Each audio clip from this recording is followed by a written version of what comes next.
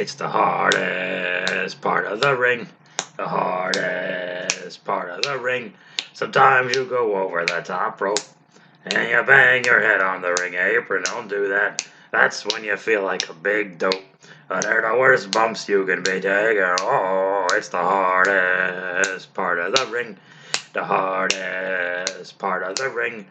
Sometimes you reach out for that hot tag and you go ahead and make your own comeback. Don't do that either. That's when you should quit wrestling. And you're better off rolling in thumbtacks. Yeah, it's the hardest part of the ring.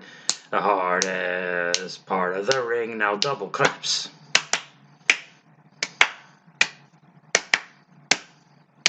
The hardest part of the ring. The hardest part of the ring. Ba-da-ba-da. Hey, Bob Squad, what it is? What do you say? What do you know? Add an insult to injury, throwing salt in a wound, throwing gas on a fire, squeezing the lemons, stopping on a dime. Don't know where we're going, but we are making good time. It is the hardest part of the ring, which is on the ring apron. That's where it's very hard. I guess it's not that hard where everyone hits their finish in the middle, but for some reason, they like to tell you the outside is the hardest part of the ring. It is. I was there. Graduate. WWE Hall of Famer off the wild snowing. Trained me, sort of.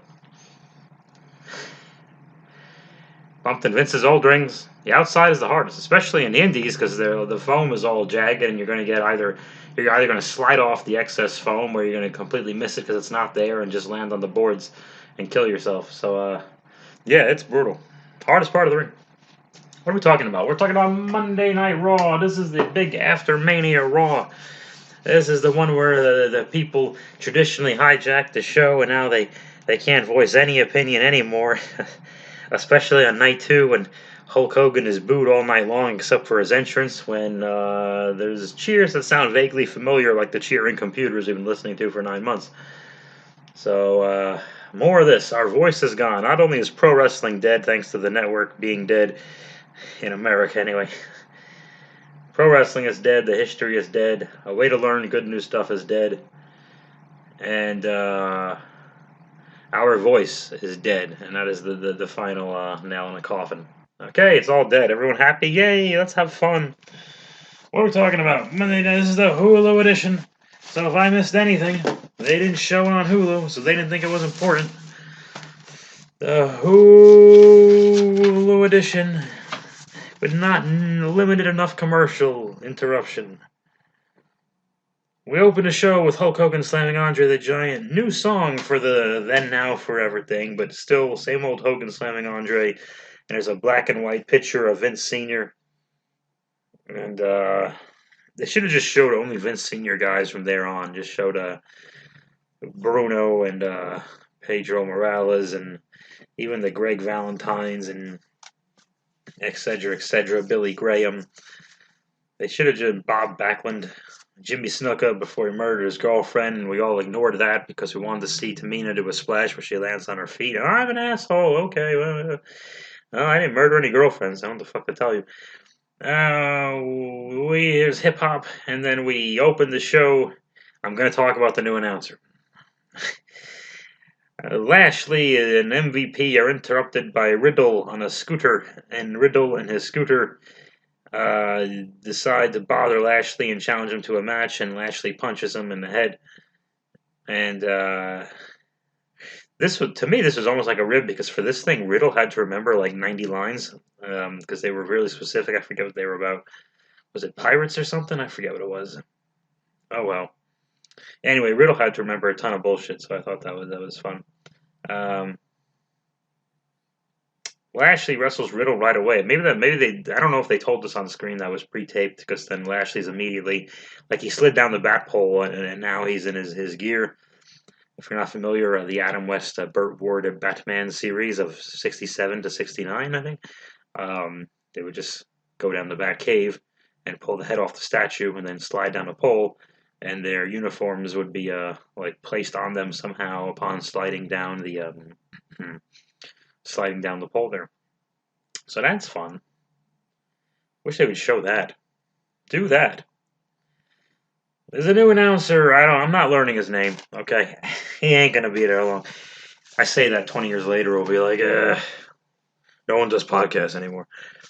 Um, no, he wasn't bad. I mean, the guy's a sports announcer. My issue was he learned everyone's names, but he doesn't watch the product because you can tell whenever someone do a finish, like later on, Oscar does the Oscar lock, and he doesn't call it like it's a special move. He just calls it like, and now she's pulling on her chin and pulling on her arm. Like I couldn't see that. And Corey Graves has to jump in. Oscar lock. So Corey kind of saved his ass. Byron, we forgot is there. I don't know what he's paid to do. He doesn't talk much. That's why I always forget he's there. You never hear him. Unless Corey's telling him to shut up. You don't really hear much. Maybe that's why. Um, a couple of things. He does the Shivani style. He really just tells you what you're already looking at, which is okay sometimes. But he feels the need to call every move you see. Like you don't need to call like every little knee lift in the corner. Like you can kind of take a second. So they're gonna get on him and tell him don't call every move, tell the story. But the problem was with JR, they'd be like, don't call any move and tell the story. But yeah. And with him not clearly not being a regular fan of the watcher of the product, and who is statistically no one is, but the ratings show it. So that's gonna be hard because he is gonna. It's gonna be a rough journey. So if he's there in 3 months, wow. And Vince is hard on his announcers. I just said hard on. So who knows? The Hurt Lock submission. So Lashley beats the crud out of Matt Riddle. And this is fine if you're a Matt Riddle fan. For him to go out and get the crud beaten out of him by Lashley, that's really fine. I think what's more damaging to Riddle, if you want to go with Riddle, is the night after he loses his U.S. Championship to Sheamus at WrestleMania, the biggest stage of them all, etc., etc. The night after that, he's still acting like a goof. Like he should be a bit annoyed and mad. He can even put his positive spin on it. But hey, you know what? Life goes on. I'm picking myself up, doing my thing. But he didn't even do that. He was just scooting around saying dumb things they wrote for him. So that's a worse sign to me than just getting squashed. I hate saying squashed because no one really. But yeah, that's the worst than just being beat up by Lashley for so long. What's weird is that they had this completely lopsided match, but there was a commercial break in the middle. Like, why would you just have the quick match then if you're gonna have a quick match? I don't know the answers to that because we needed to take time out to have scooters. There's the Hurt Lock submission is how Lashley defeats Riddle, of course. And now there's a package with Rhea Ripley and Asuka. Boy, this video package made the match look better than I remember it, which it's designed to do those packages. Almost made me want to go back and rewatch them. Like maybe I'm wrong. Maybe it wasn't so lackluster after all.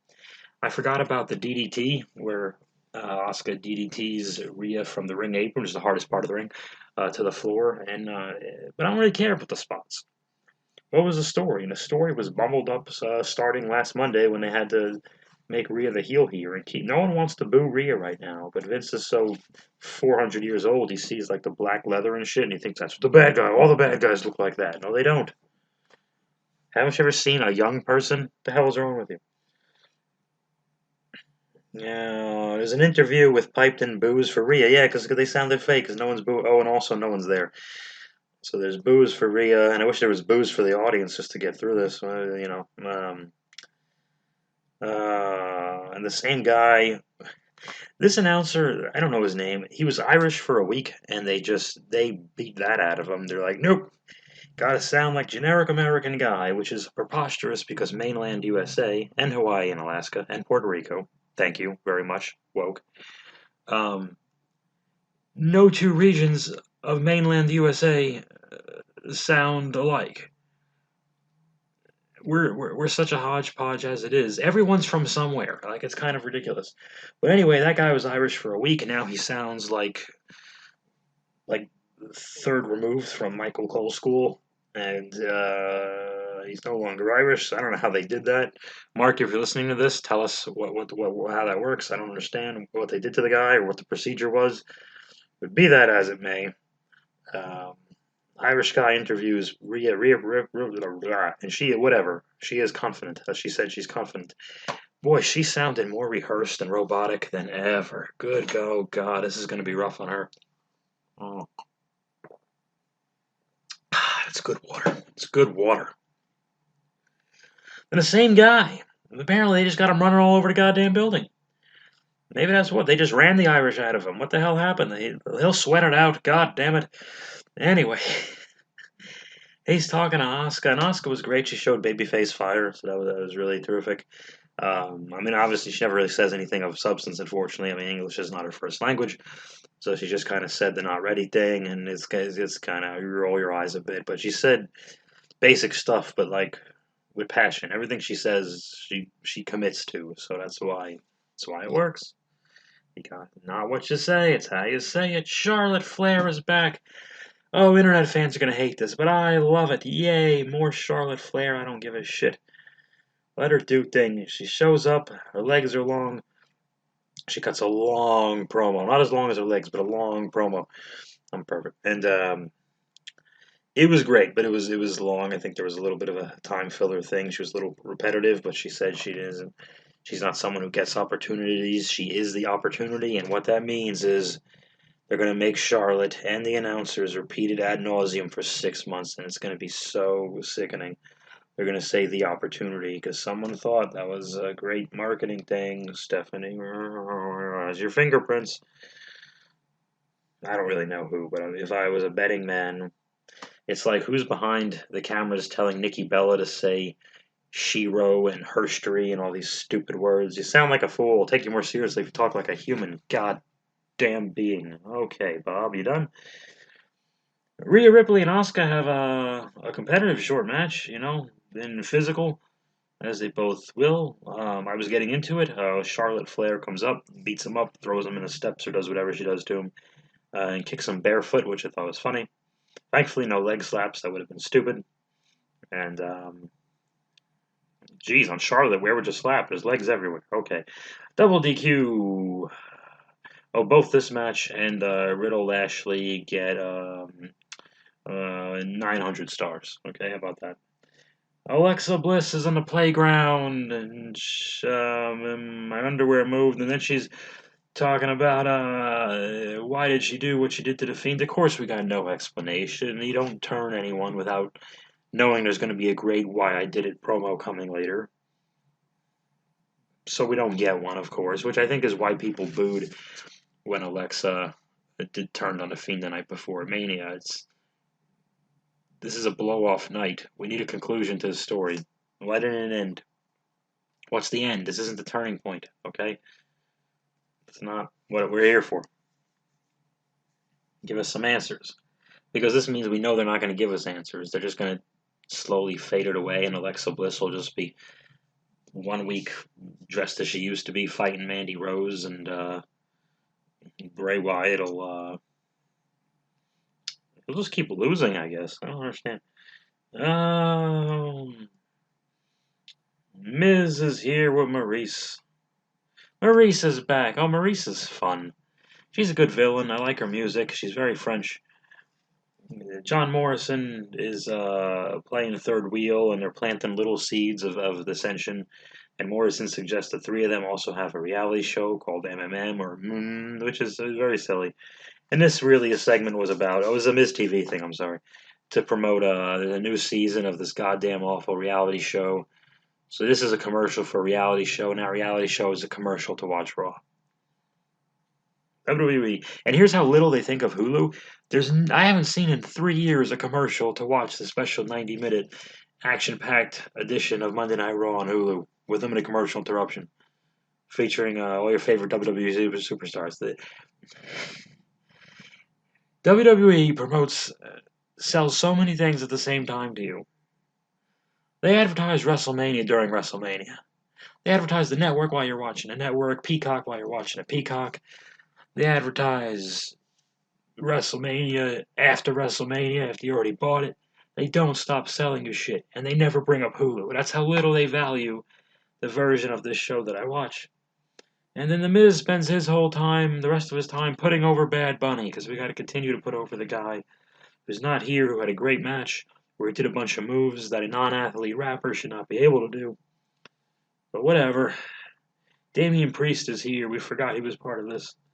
And he expects they're going to challenge him to a differently disabled adults match, 2-on-1, which Maurice thought of because Maurice saw the show She's familiar with the programming. And then they have the match, and then the Miz gets his because Miz and Morrison are wrestling in street clothes, and then Miz's pants come down, and he's in his underwear, and inside his underwear are his wiener and balls, I assume, and he's wearing Gucci shoes, which they had to say Gucci 400 times, and he pins Priest with his feet on a rope, of course. So Priest gets pinned by the guy who lost to the non-athlete rapper, as that said guy had his wife hold his feet on the ropes in his underwear. So that's, yeah, cool. MVP is talking to Drew McIntyre, and I think they're backstage. I forgot. No, they're not. MVP is out there, and I think Drew McIntyre came out first. I'm sorry. Yeah. He came out with no shirt and a sword, and he summons the Thundercats. And did he, or does he do that later? I forget. He always does that.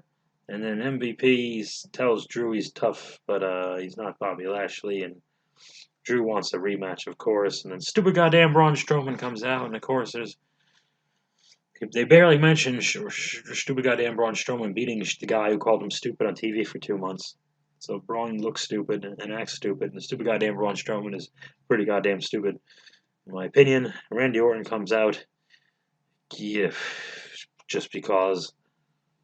Then Drew McIntyre and stupid goddamn Braun Strowman and Randy Orton are put in a triple threat match for later. The winner of which will wrestle Bobby Lashley at whatever the next pay per view is. I think it's called WrestleMania Backlash. It's not just Backlash because they had to.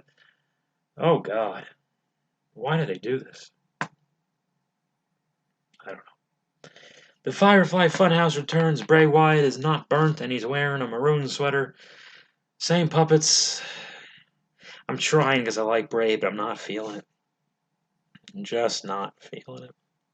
Oh, he doesn't know why she, being Alexa, pronouns pal, did what she did, but he always refers to the Fiend as he, which is also funny because as a Vince McMahon puppet, it tells you not to use pronouns, and he always emphasizes he when he talks about the Fiend. But how about that? And he doesn't kill the rabbit; he gives him a kiss instead. Well, that's nice. Yay! The Abigail thing curses, and I forget what they said. So very good. I don't know what that means. It means they have nothing for Bray. That's what it means. Except he's feuding with Alexa Bliss. But they don't know where it's going yet. This is the same problem with the Black Goop. They had no idea what next week's plan is. Drew McIntyre does summon the Thundercats for a triple threat match, wrestles Orton and stupid goddamn Braun Strowman. This is short but good. I mean, it's two guys who know what they're doing, and Braun's there too. I love the double suplex on Braun because Orton and Drew, two pros, uh, three bodies and one bump, and that's really hard to do, and it was done well. They both know how to do a suplex, and you want to throw your feet out and not just kind of crumple back. It looks like shit. And just one down and up, one big bump for the three bodies, and I like that. Good simple finish here. You know, you get an RKO and stupid goddamn Braun Strowman, which is good. No train sound effect, I noticed. They didn't do one in Mania either. I think it would have been laughed out of the outdoor arena. Would have been laughed into the building. Huh. Mark Walker. I don't think they did a train here, unless I missed it. But I really don't think they did. That'd be really funny if Orton was like, "Listen, I've done so much stupid nonsense in the last 6 months. There's one thing I won't have is a train sound playing during my match." Anyway, RKO on Braun. Orton is on when he covers Braun. He actually kind of leans upwards a little bit, so Drew could run in with the Claymore. And again, new announcer did not know that's Drew's finish. He just running kick with Drew McIntyre. Um, the fans know. The fans can tell when you're not one of them. Why do you think they boo almost every celebrity out of the fucking place? They know when you're not one of them. The music is a little like, well, the music's loud, so you really can't. It's hard to boo the musicians out, but they do. Like the Logan Pauls of the world are great examples of just get people who just get booed out the fucking building. I was in Brooklyn in 2014, October, where Kathy Lee and Hoda from whatever morning show got booed out of the goddamn place. Adam Rose and the Bunnies and all that. And yeah, that didn't make Hulu. I guarantee you that. So Drew wins the thing, and he's going to wrestle Lashley. And for the 19th week in a row, Lashley's music plays, and they have a stare down after the match. So whenever that pay per view is, it'll probably be like, I think it'll be like a good 4 or 5 weeks. They'll give it give it a little time. I don't know what else they're gonna do with Drew and Lashley for like 4 or 5, maybe even 6 weeks. I have no idea to just keep it fresh or how to keep them apart. I hate to say just throw a gimmick on the match, which is most likely what's gonna happen. Or maybe they'll just add Orton or Braun to it or something. They'll just find some fucking way. So none of that meant anything. I don't know the answer to that, but I did see in the main event if Orton goes outside and Drew's on the edge of the ropes, and Orton does the thing where he pulls Drew's leg and trips him so that Drew takes a back bump on the ring apron, which is the hardest part of the ring. The hardest part of the ring. The hardest part of the ring. The hardest part of the ring. Ba da ba da